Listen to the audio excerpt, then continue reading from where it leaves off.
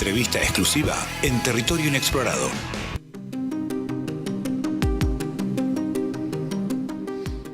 Bien, acá estamos en este segundo bloque del programa número 28 de esta tercera temporada de Territorio Inexplorado y tenemos el agrado de contar con un entrevistado que a mí me resulta muy interesante todo lo que realiza, que es conocido como Bauhausaurus, ¿sí? Que es una alusión a la escuela de diseño alemana, ¿sí?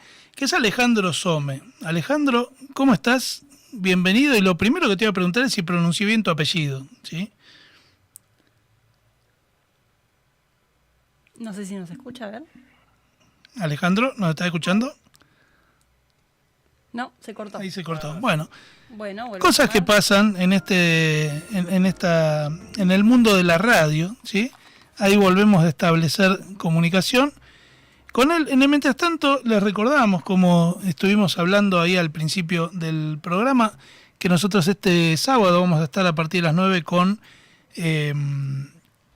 esta obra que se llama Me contaron que la Tierra es plana y otros divagues fantásticos, que pueden ir directamente al teatro a reservar su entrada o la pueden adquirir anticipada a través de nuestras redes.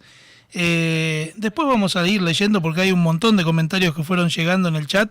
No crean que los vamos a dejar de lado a los comentarios, después los retomaremos, pero bueno, ahí sí pudimos establecer la comunicación con Alejandro. Y bueno, Alejandro, primero que nada, bienvenido a este programa y muchas gracias por tu tiempo. Sé que estás complicado o con una agenda complicada. Así que bueno, es un gusto para nosotros tenerte acá en nuestro estudio. Y bueno, Alejandro, la primera pregunta que yo te quería hacer, ¿sí? Después de... Buenas noches, ¿Cómo, primero. cómo andás? Hola, buenas noches. Bien.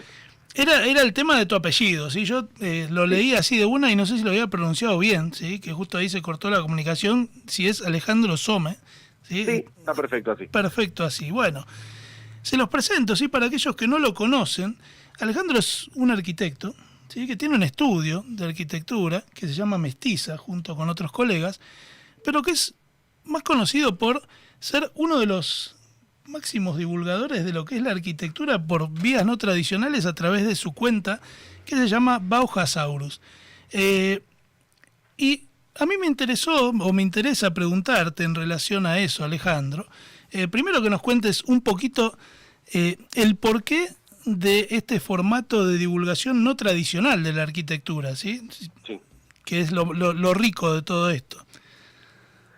Sí, en primera instancia me vuelco a la comunicación y a la divulgación. Me gusta más la palabra comunicación porque la divulgación tiene como un carácter un poco más como de bajar un conocimiento, y a mí me gusta más la horizontalidad de la comunicación, que es tratar de que el otro no solamente le llegue información de otra forma, sino lograr entenderse, que es lo que para mí nos falta hoy en la sociedad en general, sí. Pero es algo que Internet puede romper muy fácil.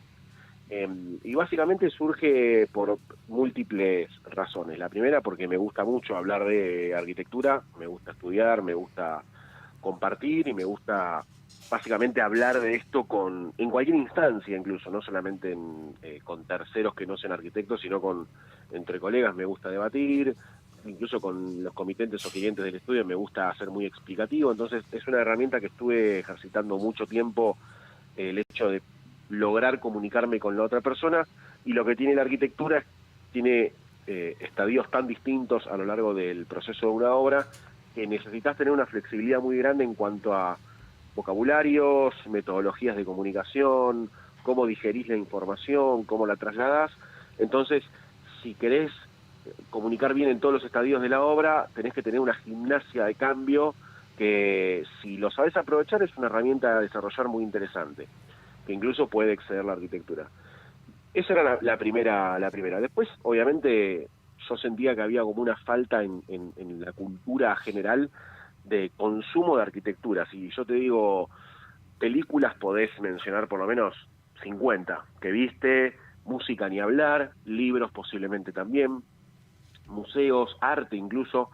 Cualquier estadio de la cultura y del mundo de la producción de cultura va a tener un escaloncito arriba que la arquitectura. Si te pregunto 3, 4, 5 arquitectos de Argentina o del mundo, quizás no sabés decirme 4 o 5, pero no es la culpa de la gente que es inculta, al contrario, es que la arquitectura se corrió de un lugar de consumo cultural que hace que haya desaparecido como elemento a ser reconocido, más allá de la vida de cada uno, ¿no? De habitar una casa y demás, no estaba ahí como consumo cultural. Entonces, una de las de las cosas que vi era que faltaba ocupar ese espacio de arquitectura, y como yo soy un bicho de internet, básicamente me crié a través del dial-up.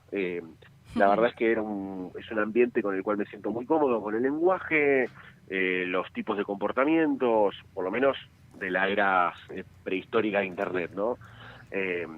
Y era un lenguaje que me era familiar y cotidiano. Entonces básicamente empecé a hablar de arquitectura en internet al principio por foros, y después cuando apareció en las redes sociales empecé a hablar de arquitectura en redes sociales, intensificando desde el 2018 hacia adelante. Antes era una cuestión de hobby muy amateur, y después del 2017, 2018, que veo que yo incluso lo empiezo a profesionalizar de una manera como hobby, ¿no? No hay un estadio profesional académico de esto, simplemente sigue siendo un poco un hobby. Básicamente me lancé por eso, para generar cultura de arquitectura y que la gente lo pueda consumir como un bien cultural más, ¿no? Como ir al cine o como leer un libro, básicamente. Esas dos fueron como las directrices centrales, ¿no? Que faltaba consumo de arquitectura, y por una pasión mía de hablar de esto y querer hacer esto todo el día, básicamente. Claro, sí, a mí me suena mucho, me suena no, o sea, me resuena mucho porque nosotros dos somos geógrafos. Claro. Y de alguna forma nos pasa un poco lo mismo, ¿no? O sea, Claro. cómo transformar a la geografía en un consumo cultural, o cómo comunicar geografía sin recaer siempre en los mismos imaginarios. Así que, Sí, y que encima tenemos el estigma de que dicen geógrafo y te dicen, decime la capital de... Cuando eso no Claro. es un geógrafo. Pero bueno, es un partida doble, ¿no? y aparte Bueno, ahí hay otro desafío por parte de la gente que se vuelca, en su caso la geografía, en el mío la arquitectura, que se vuelca a tratar de hablar de esto, tiene que enfrentarse también a una deconstrucción del lugar común. Claro. En internet, ¿no? En mi caso era, bueno, qué lindo el edificio francés, y yo quería hablar de arquitectura moderna. Claro. Entonces había una complejidad para desarmar ahí, que es un desafío que tienen todas nuestras disciplinas no populares. Claro. Y ahí, a este punto que vos mencionás, hay una idea muy interesante que vos desarrollás en otros espacios, en otras entrevistas y en algunos de los materiales que vos hacés, que es esta cuestión de que vos mencionás de buscar lo argentino dentro de la arquitectura como si fuera un producto en particular. ¿Cómo sería eso? Sí, a mí me carcome mucho la idea de entender una arquitectura argentina que estuvo siempre latente y está muy presente, pero esto de ser una nación moderna, joven, no moderna, una nación joven, hace que muchas de estas variables que componen a la patria o al patrimonio, ¿no? Es decir, el patrimonio común de los argentinos, todavía esté en formación, todavía está en ebullición, ¿no? ¿Cuál es la arquitectura argentina? Incluso en los 200, entre comillas, 200 años de desarrollo que tiene la nación como Argentina como tal, ya sabemos que tiene muchos más años, pero como Argentina reconocida y el comienzo colectivo de buscar una identidad nacional y propia de todo lo que estén adentro de una frontera, en ese sentido me parece interesante que en otros lugares llegamos más rápido a una identidad de la cultura de lo que es la identidad argentina en diferentes aspectos de la cultura. En arquitectura se hace un poco más complejo porque aparecen mezclas de expresiones regionales, mezclas de colonialismo, mezclas de adopción de estilos europeos sin mucha traducción o sin mucha adaptabilidad, ¿no? Como si fuesen sellos que se traen de afuera y se ponen. Entonces decimos Buenos Aires es la París de Latinoamérica, y en realidad Buenos Aires es la Buenos Aires de Argentina, no es la París de Latinoamérica. Entonces ese carácter ecléctico hace un poco a cierta región de Argentina, pero no termina de conformar cuál es la identidad argentina. Y uno también, la complejidad que tenemos nosotros contra España, Italia, Alemania, países chicos mucho más hegemónicos en lo que es el mundo occidental, tienen una conformación de identidad mucho más clara, mucho más directa, mucho más reconocible, no solamente por la temporalidad que tiene desarrollada, sino porque se sigue reproduciendo en ese sentido la arquitectura, no sé si decirle moderna, pero por lo menos la arquitectura contemporánea que se reproduce en esos lugares sigue con un patrón, ¿no? Un poco por costumbre, un poco por vejez de las naciones. En nuestro caso, como tenemos una territorialidad totalmente exuberante, todos los climas, tenemos, la verdad, una capacidad de recursos muy grande en cuanto a lo que la génesis de una arquitectura propone, ¿no? Después hablamos de las limitaciones económicas en Argentina, en forma histórica, pero de lo que es, qué recursos tenés para dar respuesta a crear refugio en un territorio, y acá tenemos para hacer manteca en todas las regiones. Si vas al norte tenés adobe, si vas al sur tenés madera, si vas el litoral tenés madera y selva, si vas al norte también tenés una tierra hermosa y mucha piedra. Entonces, básicamente tenés en todos lados, podés dar la respuesta que realmente necesites, en cada clima, en cada zona. Y en ese sentido es mucho más difícil hablar de una identidad argentina. No hay una identidad argentina. Cuando hablas de Argentina tenés que hablar de una no me sale la palabra, perdón, jueves estamos No muy pasa cerca del nada. fin de semana, pero hay como una multiplicidad de identidades que en realidad ese mestizaje de identidades es la identidad argentina, Claro. ¿no? Nuestra respuesta debe ser ecléctica y debe ser flexible, porque si yo soy un arquitecto hoy del Río de la Plata y de Buenos Aires, me toca operar en Mendoza, no voy a hacer una casa como si estuviese en la llanura pampeana.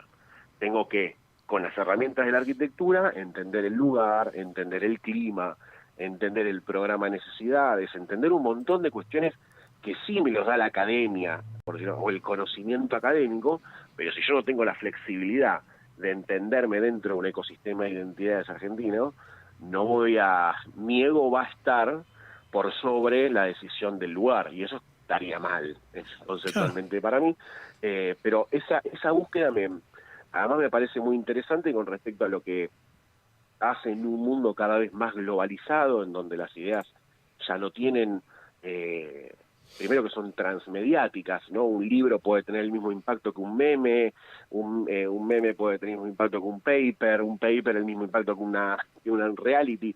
Es una etapa muy líquida del conocimiento, y eso hace que eso vaya permeando en lugares en los que quizás necesitamos cierta consolidación previa, ¿no? Si decimos cómo nosotros, un poco mezclando con la geografía ya, pero cómo nosotros ocupamos el territorio, cómo nosotros nos hacemos del territorio, en el buen sentido, ¿no? Ocuparlo en el sentido de habitarlo, ¿no? De antropomorfizarlo. ¿Cómo lo hacemos nuestro? Bueno, hay una lógica para hacerlo, y esa lógica debería responder a lo que somos como colectivo social amplio, ¿no? Como argentinos. Si empezamos a colonizar nuestro propio territorio con normas o líneas guía que no son las nuestras, ya hay algo de lo verdaderamente nuestro que se empieza como a disolver en esa búsqueda errática.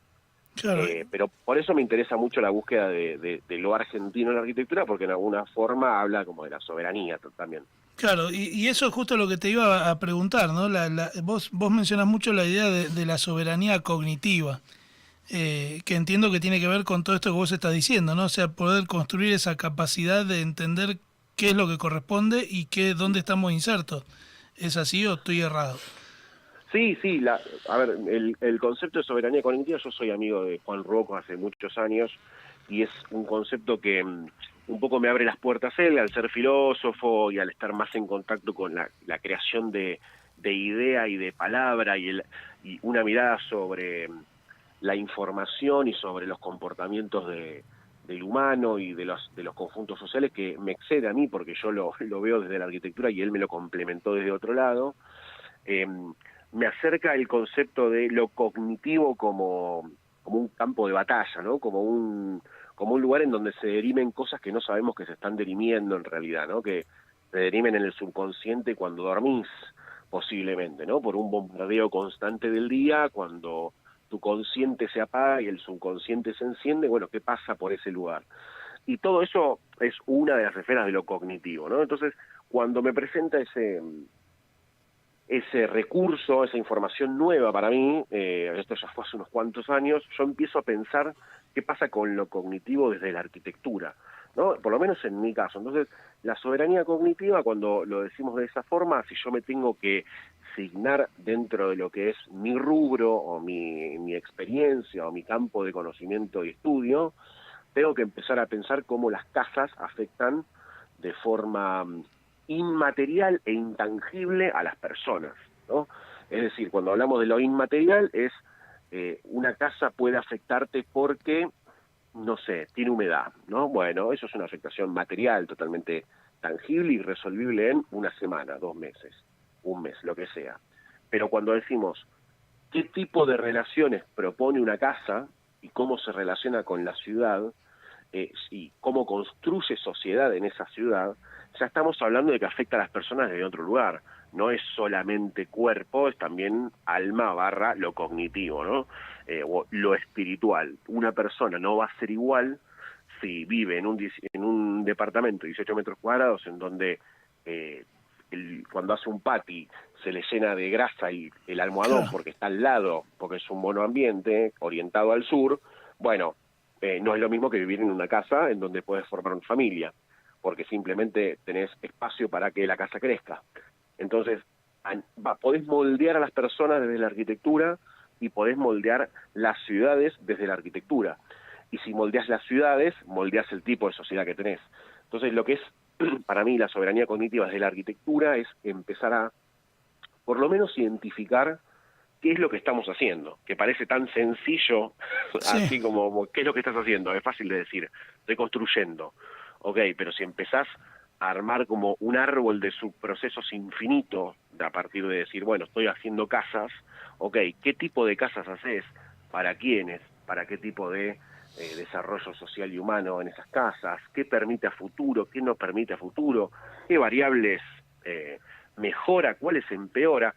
Todas esas preguntas son preguntas que se hace muy poca gente hoy en Argentina / el mundo, porque estamos en una vorágine bastante violenta, en donde no nos permitimos hacer una pausa para pensar hacia dónde vamos, cómo, y ahí ingresar la palabra que queramos. Familia, país, continente, mundo, de civilización interplanetaria. No hay, en todas esos niveles y esas escalas, no nos detenemos a hacernos esa pregunta, ¿no? Porque si no, hubiese un montón de unidades tipológicas de arquitectura que hoy nos estarían haciendo, porque veríamos que son nocivas para la creación de una persona, ni siquiera te digo un humano, una persona. Entonces, para mí, por eso es un concepto interesante el de la soberanía cognitiva llevado a cualquiera expertise sea, ¿no? Desde la geografía, desde la antropología. En algunas, obviamente, en algunas ramas es un poco más claro o clara la colección, ¿no? Si hablamos de sociología o de filosofía está mucho más cerca, pero quizás si nos vamos a la contabilidad o a la abogacía, ¿por qué no podríamos hacernos esa pregunta también? Claro. Y ahí lo que vos estabas mencionando, a mí inevitablemente me viene a la cabeza un montón de procesos que nosotros trabajamos desde la geografía, pero cruzarlo también con la actualidad de lo que es hoy el patrimonio arquitectónico o más específicamente, cómo parece que hubiera un proceso en las distintas urbanizaciones que van naciendo. Nosotros acá vivimos en lo que es el valle, el Alto Valle del Río Negro y el valle del río Neuquén, y nosotros vemos que estamos apreciando un crecimiento de ciudad, pero que es un crecimiento prácticamente homogéneo en lo que respecta al perfil. O sea, parece que todo lo hicieran igual. Claro. Y vos lo trasladás, de repente una chacra se convirtió en 10 metros de frente con los materiales, yo la verdad que estoy bastante mal, los materiales de construcción, debo reconocerlo, pero vos ves un frente que es cemento. Sí, y que no es una cuestión de estética, ni de cuestiones prácticas, ni de nada, es más bien económico. Generar capacidades son de urbanizaciones casi de carácter especulativo, pero que lo que a mí, a lo que uno más le preocupa es esta cuestión de la homogeneización.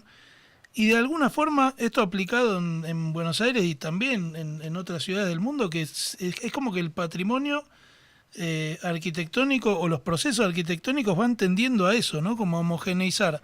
Y ahí me viene preguntarte precisamente esto que vos decías, o sea, este proceso de homogeneización, ¿de qué manera nos moldea a nosotros, ¿no? O impacta en la sociedad? Sí, es muy buena la pregunta, es muy bueno el planteo y es muy sana la duda, porque ¿por qué un edificio en Neuquén debería ser igual que un edificio en Puerto Madero, ¿no? O en Caballito, que es un barrio porteño. ¿Qué tiene que ver Neuquén con Caballito? Incluso no solamente con su historia material, con su historia geográfica, con su clima, sino con su propio desarrollo económico. ¿Por qué tiene que obedecer una tendencia arquitectónica, sea estilística, sea en profundidad un movimiento, o sea en casi una cuestión decorativa? Cualquiera de las dos cuestiones siempre debería existir una pregunta previa, que es ¿por qué estoy haciendo esto como lo estoy haciendo? ¿Cuáles son las variables que a mí me empujan o me moldearon para efectivamente estar pensando esto ahora de esta forma?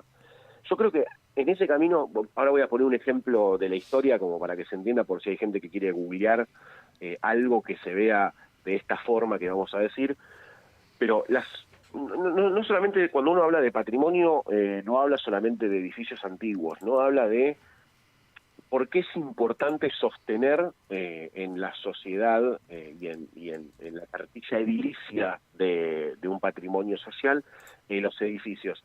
Muchos cuentan historia, muchos cuentan formas de vida que se dieron en ese lugar, muchos cuentan tradiciones constructivas, es decir, hay un sinfín de elementos que se pueden rescatar a través de los edificios y también de fragmentos de ciudad, por ejemplo, ¿no? Como para escalar un poco más amplia la mirada. Si uno pierde o va perdiendo esas cosas, en algún punto pierde algo de su identidad, ¿no? Y de la posibilidad de contar en el tiempo por qué son lo que son, ¿no? Pierden como que se va desgranando a medida que va pasando el tiempo la posibilidad de contar lo que somos. Y si vos no podés contar lo que somos, ¿qué sos? ¿No? Porque si no lo podés contar, no existe una historia sobre lo que sos también y no está apoyada efectivamente en nada. Entonces eso hace que haya ciertos cimientos que se empiezan a resquebrajar para poder contar lo que somos. Por eso es importante sostener el patrimonio más allá de esto, mirá esto qué bueno que está, que hace 500 años que está acá. Bueno, eso por un lado. Si nosotros vamos perdiendo en cuestiones ya no tanto patrimoniales, sino de prácticas, ¿no? De prácticas de pensamiento, prácticas de poner, de cómo se construye, de cómo se ve eso que construye, perdemos muchas cosas que son intangibles, como por ejemplo tradiciones sociales o tradiciones de vínculos sociales.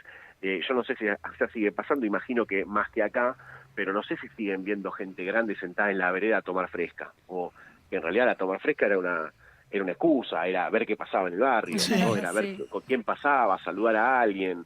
Che, la pocha cambió el auto, ¿por qué? Porque la vi estacionar y se abrazó con los hijos, qué sé yo. Eran cosas que las ciudades podían abrazar de forma activa, además, ¿no? Cuando, no sé, por ahí algunas personas dejaban ir solos a los hijos a la escuela porque sabía que había 3 o 4 viejos y viejas sentados en la vereda y más o menos veían que no pasara nada y sabían que pasaba Carlito con Juana caminando para la escuela. Entonces hay un montón de cosas que se pueden ir desarmando a partir de cambiar esas unidades tipológicas y esas formas de vida en la ciudad. Cuanto más rápido es, más violento es el cambio, peor le hace a ese tejido social, ¿no? Porque pierde mucho más rápido un montón de cosas que están instaladas hace mucho tiempo. Porque todo lo que es una tradición, sea una costumbre o un costumbrismo o una tradición un poco más arraigada, ¿no? Una festividad que tiene, no sé, 70 años de replicancia, tiene otro arraigo que una costumbre como la que estamos diciendo ahora, que es una persona saca un banquito a la calle y se sienta.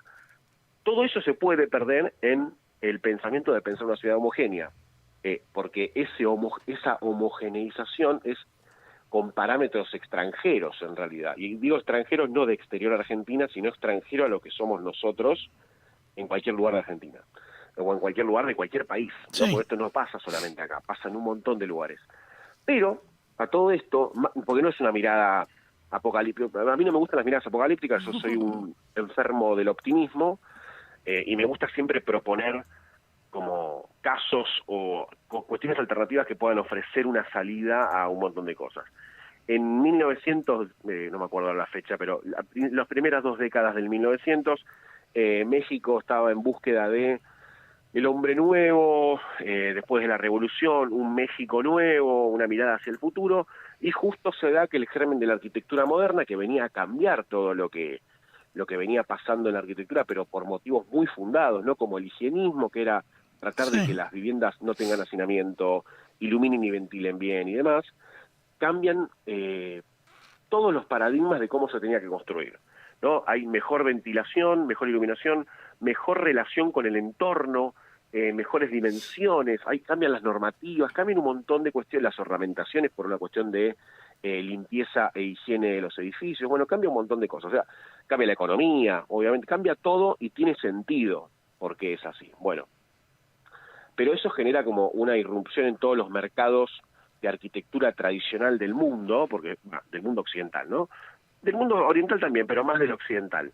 Y produce como un resquebrajamiento de cómo se venía produciendo ciudad en muchos lugares. México, como estaba justo en ese punto de buscar algo nuevo, lo toma como nave de eso, como caballo de Troya, y dice, bueno, vamos a generar para el hombre nuevo una arquitectura nueva. En ese afán por reproducir con un lenguaje que era muy, muy fácil de hacer masivo, ¿no? La arquitectura moderna, entre comillas y despectivamente cajitas cuadradas, que no lo son, pero no importa, vamos a sumarnos a ese discurso, hace que sea muy fácil de reproducir. En ese camino pasan unos 30 años aproximadamente, y aparece un arquitecto que dice, sí, me parece que nos llevamos puesto todas las tradiciones de México con esto, ¿no? Es decir, entonces se hace una pregunta previa a la revolución y previa a que la arquitectura moderna se convierta en vehículo de todo esto y dice, ¿cuáles eran las tradiciones mexicanas? Bueno, entonces recupera el color, la espacialidad, la luz, las relaciones entre los programas internos, pero en clave moderna. Ese arquitecto es Luis Barragán, no que es un arquitecto que por ahí lo escucharon nombrar, si no lo escucharon nombrar, googleenlo, y es una arquitectura vibrante, con texturas, que pone de manifiesto la mano de obra mexicana, que pone de manifiesto la vida y la cultura y las tradiciones mexicanas, de que la casa gire en torno a la cocina, de que haya ritmos, es decir, toma la tradición y con la arquitectura moderna genera un lenguaje propio mexicano. Entonces, esa es la arquitectura moderna que podríamos decir es la que queremos, ¿no? Es decir, repensarnos desde el hoy para el futuro, pero sin perder lo que somos nosotros. Eso es lo que no hay en la mayoría de los procesos arquitectónicos modernos en el mundo. Entonces todas las ciudades se parecen a Nueva York, todas las ciudades se parecen a Puerto Madero, todas las ciudades se parecen a algún centro bursátil de Europa Sí. o Singapur. Ahí es donde está la clave de que con las herramientas que te dio la arquitectura moderna o los movimientos modernos, tenés que mirarte y repensarte, pero sin perder lo que sos vos, básicamente. Claro. Sí. Larga la respuesta, perdón. No, pero está bueno. Ahí lo estábamos buscando a Barragán y creo que te quieren preguntar algo. No es tanto una pregunta, es que me quedé pensando en función de todo lo que dijiste, Alejandro, cómo sería, ¿no? Aplicando esta misma lógica que aplica Barragán en México, cómo sería la arquitectura moderna en Argentina. Entiendo que también hablaste de la diversidad de regiones, de climas, de relieves, etcétera. En Argentina no es que hay una arquitectura argentina, ¿no? Pero cómo sería, por ejemplo, ¿no? Esa arquitectura moderna aplicado a lo clásico de Buenos Aires. Me encanta. ¿Qué tinte habría que ponerle? ¿Qué onda con ventillo? No sé, la verdad es que no sé, desconozco. Mira, no lo voy a llevar para ese lado, no lo voy a llevar para Buenos Aires, me voy a poner bien federal, primero me voy para el norte argentino, para Tucumán, y rescato 2 figuras que pueden ser Eduardo Sacriste y Enzo Tedeschi. Enzo Tedeschi es el que hizo la Facultad de Arquitectura de Mendoza, que la tienen cerquita, Sí. Y los dos trataron de entender cómo hacer arquitectura moderna para, en el caso de Sacristi, Tucumán, en el caso de Tedeschi, bueno, la región norte y Cuyo de Argentina. Y los dos lo que hacían era, bueno, pensemos primero lo más abrasivo que hay acá, que es el clima, ¿no? Claro. Es decir, hay un delta de temperatura muy grande entre la noche y el día. ¿Cómo tienen que ser las paredes? Enormes. ¿Cómo tienen que ser los techos? Altos. ¿Qué tiene que haber en los techos? Y posiblemente lo que pasaba en las casas de adobe, que le crezca suyo. Claro. Entonces, esas variables, ellos las agarraban y las normaban en lenguaje arquitectónico contemporáneo. Y decía, bueno, entonces el techo tiene que ser una azotea verde. Y ya la pienso como una azotea verde hace 60 años, no ahora, en donde lo sustentable es como una lavada de cara. Sí. No, Sí. lo pensaban sustentable en el sentido de que tiene que ser arquitectura permanente, que pueda permanecer y que pueda no ser efímera en el sentido del paso del tiempo. Es una casa que si vos vas en 100 años sigue funcionando, porque en 100 años la Tierra no cambia tanto. Claro. Lo que cambia es lo que hacemos nosotros con la Tierra, pero la Tierra sigue girando y sigue con el Sol en el mismo lugar hace millones de años. Entonces, ese carácter de atemporalidad es lo que busca la arquitectura moderna, que piensa en las tradiciones. Y las tradiciones es cómo se habita, porque Sacriste, por ejemplo, cuando hablaba de cómo era la casa tucumana, dibujaba el tilo, porque el tilo era en donde se producía una sombra profunda en el exterior de la casa. Claro. No tenían galería porque no tenían forma de reconstruir esa sombra, entonces directamente ponían la mesa abajo del tilo y el tilo crecía al lado de la casa.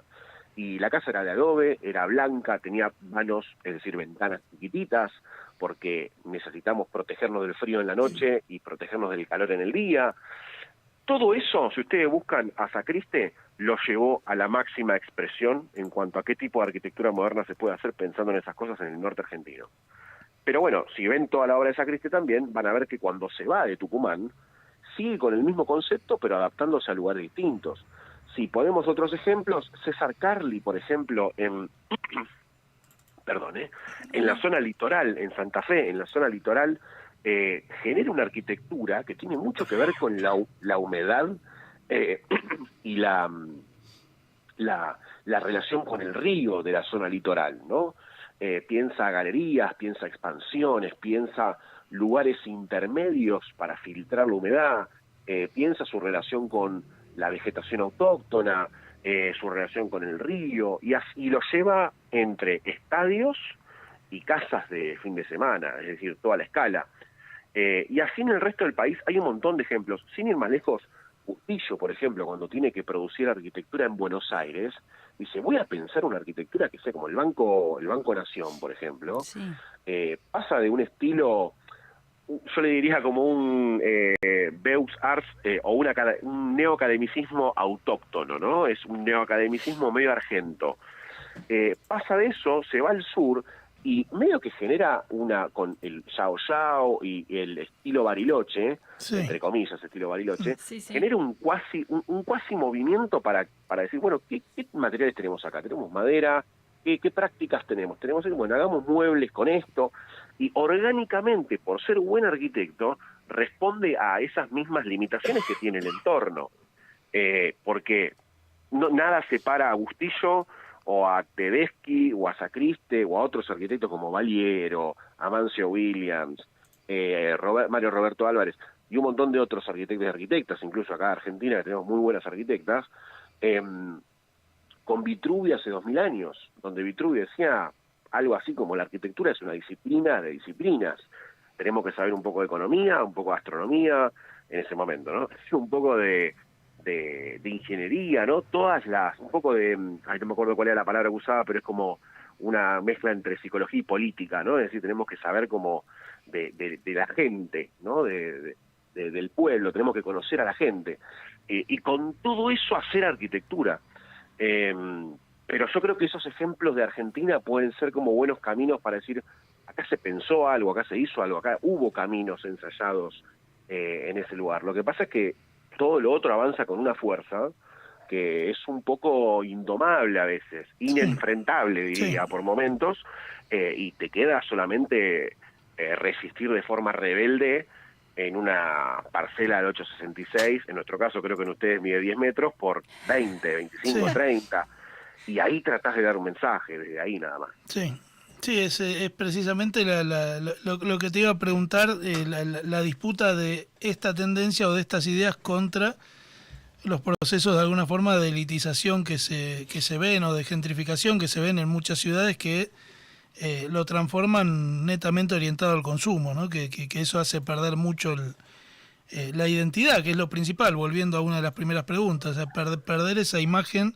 o ese sentido de pertenencia que uno tiene respecto a la ciudad. Sí, sí, bueno, ahí te das un concepto que quizás es un poco difícil de explicar en poco tiempo, pero la gentrificación es como el reemplazo, la sustitución de población de una zona por cambios en infraestructura, desarrollos edilicios, ¿no? Cambia muy rápidamente la dinámica social porque la viejita que vivía en el PH del fondo ya no puede pagar los impuestos y se tiene que mudar, porque tiene un edificio al lado y otro del otro lado y ya no puede pagar el modo de vida, por lo que se ha encarecido, porque hay más gente consumiendo, porque hay otro perfil de gente consumiendo en ese lugar y no lo puede pagar y se tiene que ir. Eso, básicamente, la gentrificación multiplicado por cientos de miles de personas, sí, y decenas de miles de casos. Básicamente, si nosotros tomamos a la gentrificación como una cuestión obviamente no deseable, del otro lado, por lo general, se esgrime un argumento que es la gentrificación es inevitable, ¿no? Porque por esto de que si yo desarrollo un área, o desarrollo una zona, o mejoro una zona, o hago infraestructura, inevitablemente se va a encarecer, ¿no? Y hay un libro muy interesante, que no recuerdo el autor en este momento, que es La gentrificación no es inevitable, que habla sobre qué medidas se pueden tomar, ya sean regulaciones directas o indirectas, para que la gentrificación por lo menos no sea tan violenta en el sentido del reemplazo de la población y la pérdida de identidades, tradiciones, unidades tipológicas, bueno, relaciones sociales, un montón de cosas, todo lo que provoca la gentrificación. Porque se la usa como vehículo de, esta área está degradada, déjame meterle subte, vías, servicios, casas, para que mejore. Pero eso, si uno no... Hay muy buenas regulaciones, hay regulaciones que son propositivas e indirectas, ¿no? Por ejemplo, voy a poner un ejemplo muy chiquitito para no aburrir. En Uruguay, por ejemplo, el mercado de la vivienda cooperativa o vivienda social, lo que hace es proponer unidades de vivienda dentro del mercado inmobiliario tradicional, pero que solo se pueden vender o cambiar con gente que necesite vivienda social, ¿no? Entonces, tienen un precio de venta que no cambia según los parámetros del mercado inmobiliario. ¿Qué genera esto? Que en una manzana quizás tenés 20 viviendas a la venta del mercado inmobiliario normal y 5, 6, 8 de vivienda social. Entonces, tenés una regulación indirecta porque no te estoy regulando el precio de venta de las unidades que salen del mercado inmobiliario, sino que te estoy ofreciendo otro tipo de vivienda a menor costo. Entonces al mercado inmobiliario no le queda otra que decir, bueno, hay un parámetro que me está tirando el valor a la baja, entonces tengo que de alguna forma operar con esa otra variable en el mercado. Eso es un ejemplo, por ejemplo, de una regulación indirecta y propositiva, es decir, encima va para adelante, ¿no? Yo le digo, es como construye, hace vivienda. Pero en ese sentido hay un montón de mecanismos de resistencia, si lo vemos esto como algo que nos viene a aplastar. Hay un montón de mecanismos de resistencia como estos. Y además hay un mecanismo de resistencia por excelencia que es cada arquitecto, arquitecta, constructor, desarrollador incluso diría, que vea esto como problemática, operar con más variables sobre la mesa que la única que hoy está preponderando es la del rédito económico, que todo esto que estamos hablando de cómo combatir o de cómo, no digo estar en contra, sino, no soy especialista en el uso de las palabras, pero en oposición a la gentrificación o a los procesos violentos de cambios urbanos, porque entendemos que empeoran la sociedad. Hay un montón de mecanismos para estar en contra desde lo uno, ¿no? Como arquitecto y profesional, es tratar de que en las parcelas en donde nos toquen desarrollar viviendas unifamiliares, esas viviendas unifamiliares sean buenas, sean buenos desarrollos, sean buenas viviendas, y sí, lentamente se puede desde a uno, de alguna forma, ofrecer algo de resistencia a todo eso. Claro, es un poco hacer desde la pequeña parte que nos toca en esto. Exactamente. Leslie Kern era la autora de ese libro, el que vos mencionaste, que está muy bueno y de hecho tiene otro texto igual que se llama La ciudad feminista, Exactamente. que explora ahí un par de cositas.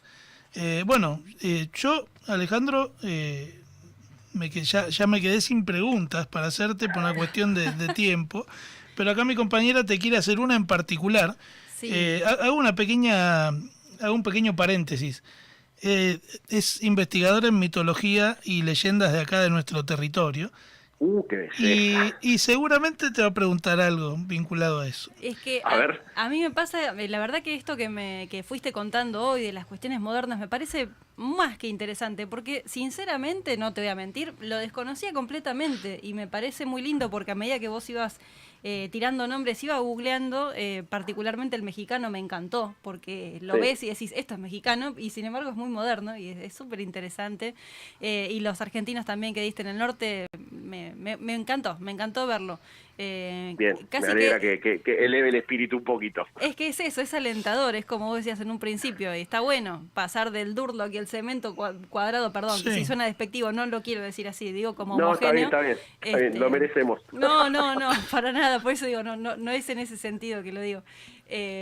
Pero bueno, no puedo evitar, ahora Rodrigo decía esto, lo de que investigo mitos, leyendas, y la ciudad de Buenos Aires está plagada con estas historias, sobre todo de leyendas urbanas, ¿no? Y un edificio Sí. que a mí siempre me fascinó y me gustó mucho, y de hecho hemos hecho su recorrido en aquel momento, hace unos años, es el Palacio Barolo, que tiene su gemelo en Uruguay y que tiene como... El Palacio Salvo. Claro, el Salvo es en Uruguay, acá el Barolo, y tiene esa cosa como que supuestamente fue inspirado, ¿no?, en la Divina Comedia, en el infierno de Dante, bueno, toda esta cuestión que me parece fascinante, y de hecho cuando uno lo recorre y si leyó la obra, realmente lo ves, y quizás un poco rebuscada la pregunta, no es la intención para nada, es simplemente curiosidad, preguntarte si conoces algún arquitecto en la actualidad que tenga esta tendencia de agarrar alguna obra literaria o alguna obra de arte que le haya gustado por lo que sea y plasmarla en una obra arquitectónica. Bueno, voy a tirar agua para el molino de la modernidad. No necesariamente con obras literarias, pero sí con un perfil un poco más plástico, un poco más artístico. Es la obra de Clorindo Testa, que por ahí les suena, porque es una persona que también pintó bastante en su vida, ya falleció hace pocos años, pero ha dejado atrás una producción bastante ecléctica, algo polémica, porque, pero bueno, de la polémica viene lo interesante de hacer la lectura, ¿no? Se lo tomaba como un arquitecto que hacía obra de autor por fuera de los cánones que se decían era la buena arquitectura, ¿no? Es decir, pensar en el contexto, pensar en un montón de cuestiones que hacen a la buena arquitectura dentro de los parámetros académicos. Ah, era el Pero antiarquitecto. Claro, algo por el estilo. O un arquitecto más de firma, de nombre. Esto Claro. es un Clorindo, listo. Es como la arquitectura cuadro, la arquitectura arte. Yo, en ese sentido, yo estoy medio en oposición a esa tendencia, porque para mí, Claro. primero, la arquitectura es un servicio y mi nombre está supeditado al interés de la obra, y de la obra incluye a la gente que la use. En ese sentido, yo estoy como relegado de esa mirada, pero igual como fenómeno me parece interesantísimo porque la producción es distinta. Es como Claro. esto que vos decís. Puedo asociar un edificio con una obra literaria. ¿Qué importa si después es real o no eso? Pero la historia coincide. Incluso hay una historia que Montevideo, y en el momento en el que se hacen los edificios, eran los edificios más grandes del Río de la Plata, más altos del Río de la Plata, y hay una historia en donde las cúpulas se iluminaban, Claro, y se se hacían conectaban luces. atrás. Claro, exactamente, se hacían luces, se guiñaban el ojo. Claro. Para mí Clorindo Testa es una persona que evoca cierta idea de, obviamente no es que dejaba de lado la matriz de arquitectura, ¿no?, Clorindo Testa, pero tiene un sello distintivo. Y yo justamente tengo una postura más de que no exista tu sello distintivo, porque la arquitectura requiere eso, que vos seas lo suficientemente adaptativo. Claro, destruir para- el ego y hacer algo útil. Exactamente, pero ¿qué pasa? En eso se pierden historias de este tipo, o si Claro. vos ves los croquis, si vos pones croquis Clorindo Testa, vas a ver que los dibujos tienen una vida, tienen una personalidad bastante difícil de ubicar por fuera de Clorindo Testa. Sabías que era de él. Claro. Con la obra pasa lo mismo. Pero bueno, es un nombre interesante para asociarlo con cierto carácter mitológico que esta búsqueda general de cómo se deberían comportar hoy los arquitectos queda por fuera de los cánones, ¿no? Claro, bueno, qué interesante, gracias por la respuesta, por la sugerencia. Voy a buscar, capaz que hay alguna historia de fantasmas, porque el Barolo tiene el fantasma de Dante, supuestamente, dicen que lo ve, o incluso el de su dueño, el de Barolo. Sí. Upa. Sí, se cuenta que se lo ve pasar por ahí. Pero bueno, nada, y venía por ese lado, así que voy a investigar ahora arquitectos, me gustó. Perfecto, perfecto. Tenés tarea para hacer. Sí, sí. Bien, Alejandro, bueno, de mi parte la verdad que te quiero agradecer enormemente por tu tiempo y bueno, por ilustrarnos un poco en esta especie de cruce que hicimos entre geografía apenitas y mucho de arquitectura. Así que nada, un placer, la verdad, escucharte y te seguiremos viendo ahí en los streamings y en tu canal. Bueno, muchísimas gracias. Estamos ahí tratando de hacer cositas en redes, así que nada, todos invitados a participar de la lectura y del debate. Y bueno, esperamos poder seguir haciendo muchas cosas más. Qué bueno, muchísimas gracias. Y acá hay un comentario que te lo voy a leer antes de que te vayas, de Florencia, que dice: excelente entrevista, vivo cerca del Parque Centenario en Cava, y ahí cerquita está el Hospital Naval, que es obra de Testa. Exactamente. Claro, Y bueno, el mirá. Hospital Naval es la obra, se podría decir, más correcta en cuanto a la función que tiene Clorindo Testa en su haber. Claro. Y el banco hipotecario. Mirá qué interesante. Bueno, yo cuando empecé a ver las imágenes acá googleando, me acordé de Salamone también, que tiene esa... Vos lo ves y decís, esto es de él. Sí. Sí. Salamón es otro arquitecto que tiene su sello distintivo. Bueno, y también tiene sus leyendas, él sí, ¿eh? Sí, él sí. Ese bastante. Bueno, mi bisabuelo fue constructor de Salamones. Bueno. mirá. Sí, ahí tengo un linaje de constructores en la familia. Qué lindo. Ahí tenemos una potencial parte 2 de la Sí, entrevista. sí, dejó ahí el enganche. Y incluso mi bisabuelo construyó puentes ferroviarios en el norte del país, así que tengo que hacer una recorrida para reencontrarme con mis ancestros. Qué lindo. Bueno, el tema ferroviario es algo que a Rodrigo y a mí nos apasiona, así que seguramente si estás dispuesto haremos una... Esto creo que no es tanto una entrevista, es una charla. Así es. Y si alguna vez venís por acá por el valle, te invitaremos acá unos mates. Unos mates Totalmente. y a buscar arquitectura. Así es. Así que Bueno, bueno. muchas gracias y saludo a la gente que esté escuchando por ahí. Muchas Bueno, gracias. muchas Abrazo gracias, enorme. Alejandro. Muchas gracias, chicos. Hasta luego.